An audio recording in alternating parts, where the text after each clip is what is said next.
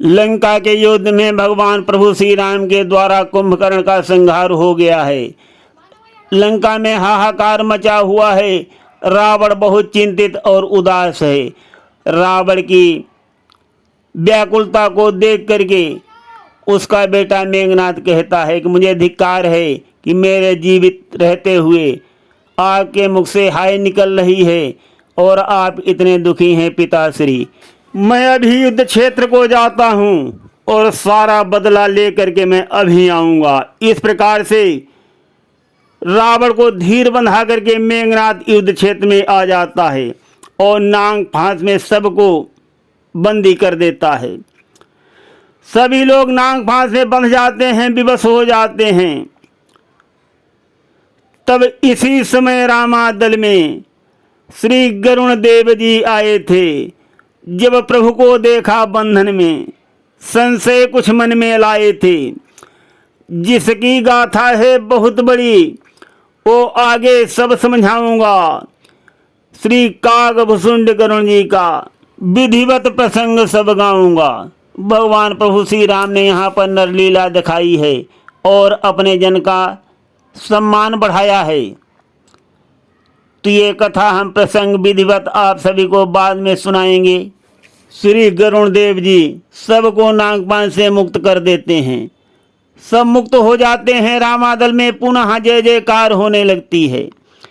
जयकारों की आवाज़ को सुनकर रावण पुनः व्याकुल और चिंतित होने लगता है।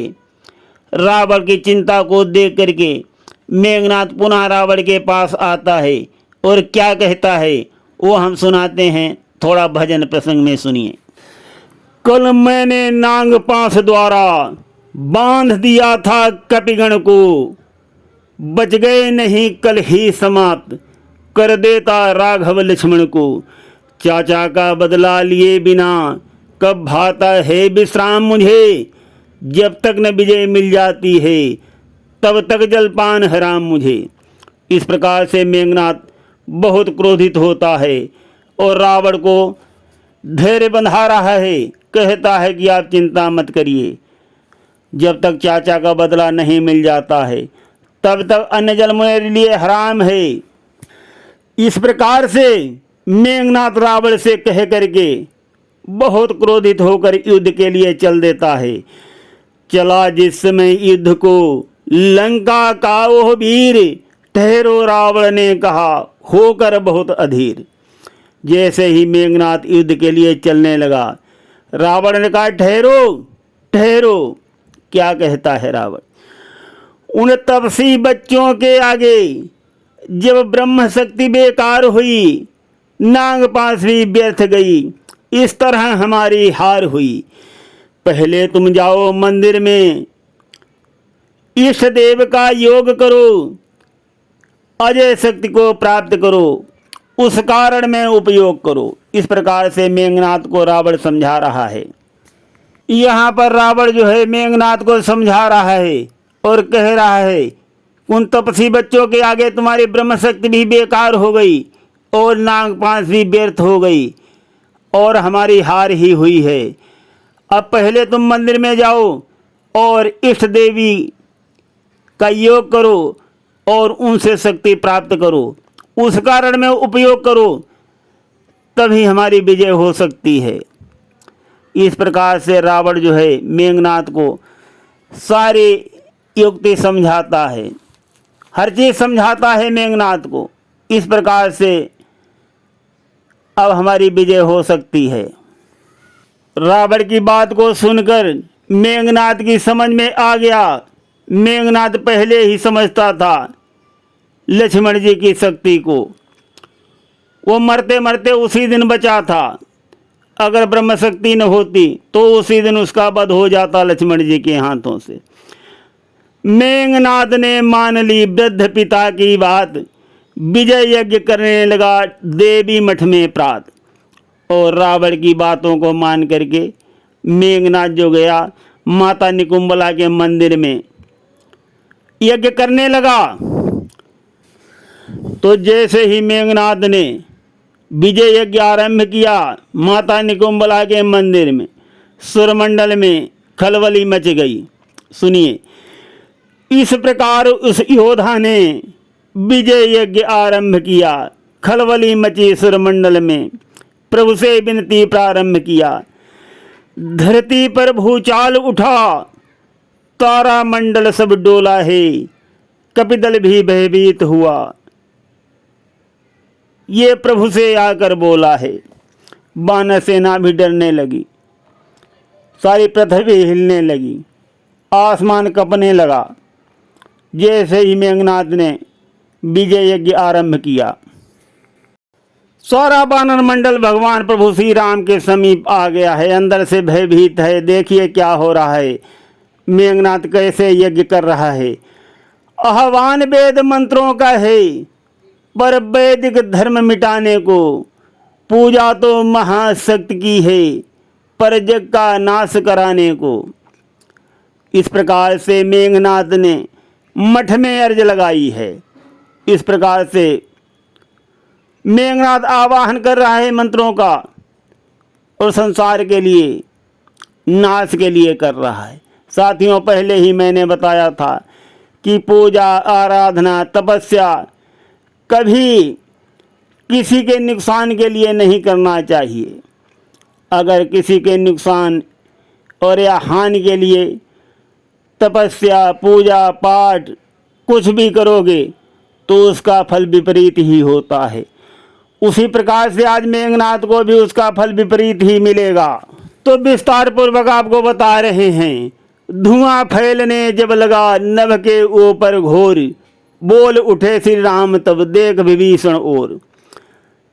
जब बादलों से चारों तरफ धुआं निकलने लगा, भगवान प्रभु श्री राम जी सबको जानते हैं, विभीषण की तरफ देख करके क्या कहते हैं, सुनिए।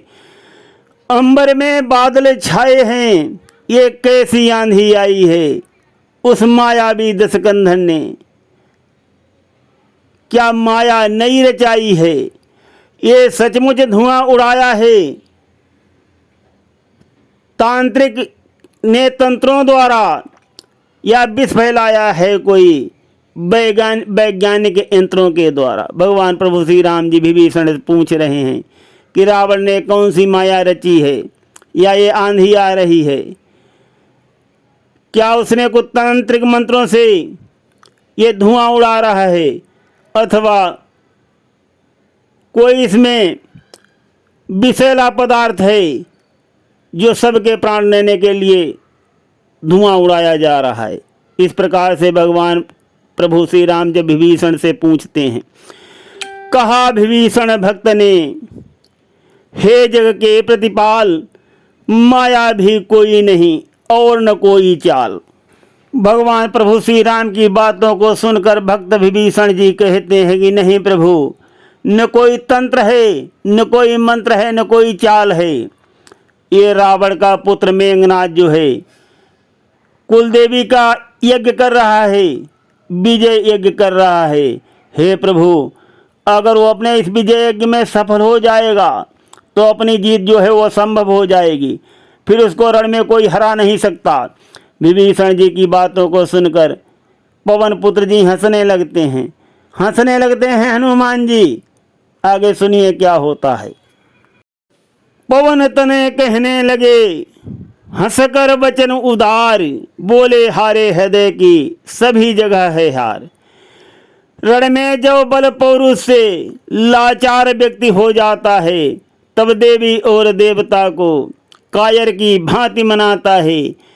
करके यति खोटे कामों को मंदिर में नाक रगड़ता है। देवी माँ उसकी रक्षक हैं, जो युद्ध धर्म का करता है। इस प्रकार से जब हनुमान जी कहते हैं पवन पुत्र जी, ज्यों दक्ष ने यज्ञ रचाया था, अपमानित कर त्रिपुरारी को, तब क्रोध भयंकर आया था उस शिव कैलाश बिहारी को। ज्यों दक्ष यज्ञ में पहुँचे थे बलबीर भद्रगण शंकर के, त्यों असुर यज्ञ कर दें विनाश हम महावीर कपि रघुवर के। हनुमान जी कहते हैं कि जैसे भगवान भोलेनाथ को अपमानित करके दक्ष ने यज्ञ रचाया था, तब भोलेनाथ जी ने अत्यंत क्रोध करके अपने गणों को भेजा था और दक्ष के यज्ञ को भंग कर दिया था, उसी प्रकार से रावण के सुत का भी हम भगवान प्रभु श्री राम के जो कपि हैं, कीसगण हैं, भंग कर दें। हमें अत्यंत शुभ अवसर मिला है। इस प्रकार से हनुमान जी कहते हैं। श्री हनुमान जी की बातों को सुनकर भगवान प्रभु श्री राम मुस्कराते हैं और वानरपति सुग्रीव की तरफ इशारा करते हैं। प्रभु श्री राम जी का इशारा समझते ही वानरपति सुग्रीव अपने बलवान वीरों को बुला लेते हैं और आदेश दे देते हैं कि जाओ मेघनाथ का यज्ञ जो है भंग कर दो। जब भालू और कीस मेघनाथ जहाँ यज्ञ कर रहा है वहाँ पहुंचकर उपद्रव करने लगते हैं, परंतु वो नहीं सुनता है, चुपचाप यज्ञ में लगा हुआ है। जब बहुत ही परेशान करते हैं तब वो बहुत ही क्रोधित होकर के उठता है, बहुत क्रोधित होकर अति क्रोध हुआ दशकंदर सुत, कपिदल को घायल कर डाला, कितनों को मार मार उसने मिट्टी में वहीं मिला डाला। अति रूप भयंकर धारण कर कपिदल को जर्जित कर डाला, जो मुखिया योद्धा थे उन सब को मूर्छित कर डाला। इस प्रकार से मेघनाथ ने गुस्सा होकर के यज्ञ हवन से उठ करके वानरों का बेहाल किया। जितने भी वीर मुखिया योद्धा थे सबको घायल कर डाला। तब वानरों की सेना जो है वो भागने लगी। जैसे वानरों की सेना को भागते हुए देखा, लक्ष्मण जी तो पहले से ही गुस्सा में बैठे हुए थे, सोच रहे थे कि इस मेघनाथ ने मेरे साथ अन्याय किया था, मेरे ऊपर इसने ब्रह्म शक्ति का प्रहार किया था, आज मुझे उसका बदला लेना है। तो बहुत क्रोधित होकर के लक्ष्मण जी का धनुष पर हाथ जाता है अपने, गया उर्मिला नाथ का तुरंत धनुष पर हाथ, बोले रण आज्ञा मुझे फिर से दो रघुनाथ। हे नाथ मुझे अब आज्ञा दो, मैं आज समर को जाता हूँ, अभिमान त्याग कर कहता हूँ, सुर गण का दुख मिटाता हूँ, छलबल का आज अंत होगा, उस देवों के दुखदाई का ये महामंत्र बन जाएगा, श्री राम नाम सुखदाई का। सौगंध आपके चरणों की जो आज बधे बिन आऊँ मैं, त्यागन कर दूं इस धनुआ को, अस्त्र न कभी उठाऊं मैं। इस प्रकार से भगवान प्रभु श्री राम की लक्ष्मण जी चरणों की शपथ लेते हैं और कहते हैं कि मैं कभी धनुष को हाथ नहीं लगाऊंगा और आज अगर मैंने उसका वध नहीं किया। लक्ष्मण जी की बातों को सुनकर भगवान प्रभु श्री राम समझ जाते हैं आज लक्ष्मण जी के मन की बात और खुशी खुशी आज्ञा दे देते हैं। क्या कहते हैं? आज्ञा दे प्रभु ने कहा जाओ लड़ने भ्रात, लेकिन लड़ने से प्रथम ध्यान रहे ये बात। भगवान प्रभु श्री राम लक्ष्मण जी को समझाते हैं कुछ। यहाँ पर देखिए भगवान प्रभु श्री राम कितने मर्यादा पुरुषोत्तम हैं, अपने दुश्मन का, घोर दुश्मन का भी कितना मान सम्मान और ध्यान करते हैं। क्या समझाते हैं लक्ष्मण जी को? हे सच्चा योद्धा मेघनाथ, साधु तपसी वरदानी है, संयमी नारी व्रत वाला है, घर में कोई और नरानी है। वो योगी स्वयं योग द्वारा यदि चाहे तो मर सकता है, मरकर भी अपने प्राणों को तन में प्रविष्ट कर सकता है। इतना मेघनाथ शक्तिशाली है। लक्ष्मण जी से कहा कि इतने इसके पास योग और तपस्या है तो उसको मारना भी तो मान सम्मान से ही मारना। इसलिए मैं तुम्हें समझा रहा हूँ, इसलिए तुम्हें समझाता हूँ। तन छिन्न भिन्न कर आना तुम, उसका सिर हाथों में सादर मेरे समीप ले आना तुम। जो शीश यहाँ मंगवाता हूँ, कुछ और कार्य भी करना है, विज्ञान कला से वो मस्तक हम सबको यहाँ पर रखना है। भगवान प्रभु श्री राम कहते हैं जो उसका सिर जो हम हाथों हाथ यहाँ मंगा रहे हैं अपने पास, उसका भी कुछ कारण है। उसके मस्तिष्क को, विज्ञान की कला को हमें परखना होगा कि क्या है उसके दिमाग में। इस प्रकार से अपने शत्रु को भी सम्मान देते हुए भगवान प्रभु श्री राम लक्ष्मण जी को आज्ञा दे देते हैं युद्ध करने की। जाते जाते भगवान प्रभु श्री राम लक्ष्मण जी को कहते हैं कि बहुत से कारण हैं, बहुत गुप्त कारण भी हैं, उसी के वध पर हमारी विजय टिकी हुई है। बहुत से ऐसे कारण हैं जो बताए भी नहीं जा सकते। इस प्रकार से लक्ष्मण जी को आज्ञा देते हैं, भगवान प्रभु श्री राम बताते हैं। उस महाकार्य के साथ साथ कुछ और गुप्त भी कारण हैं, उस कारण पर ही अवलंबित अपनी जय अपना एरड़ है। हे सती प्रमीला सुलोचना, जो मेघनाद की नारी है, त्रिभुवन विख्यात साध्वी है, बासुक की राजकुमारी है, अति उत्तम श्रेणी की नारी जो महाशक्ति कहलाती है, उसके व्रत की शक्ति सदा स्वामी को विजय दिलाती है।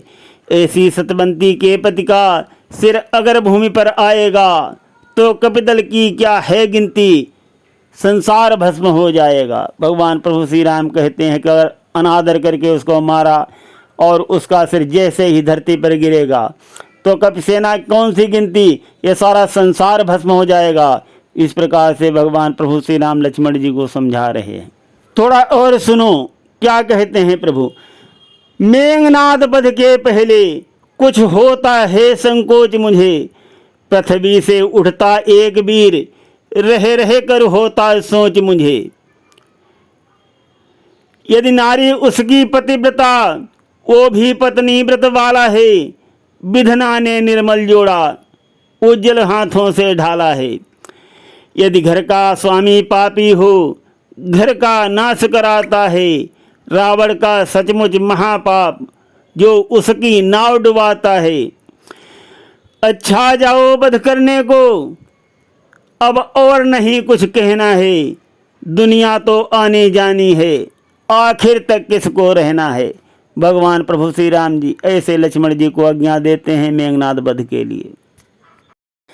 भगवान प्रभु श्री राम जी की आज्ञा लेकर लक्ष्मण जी फिर से मेघनाद से युद्ध करने के लिए आ जाते हैं। मेघनाद लक्ष्मण जी को देख करके कहता है कि पहले मैंने तुमको जीवित छोड़ दिया था, किंतु अब की जीवित नहीं छोड़ूंगा। लक्ष्मण जी तब क्या कहते हैं सुनिए। लक्ष्मण जी ने तब कहा, ये घमंड दे त्याग, मैं का होता नहीं, सही किसी का राग। सच्चा बलवान वही होता जो नम्र भाव दिखलाता है, निज बल कौशल करता प्रयोग, गुण कभी न अपने गाता है।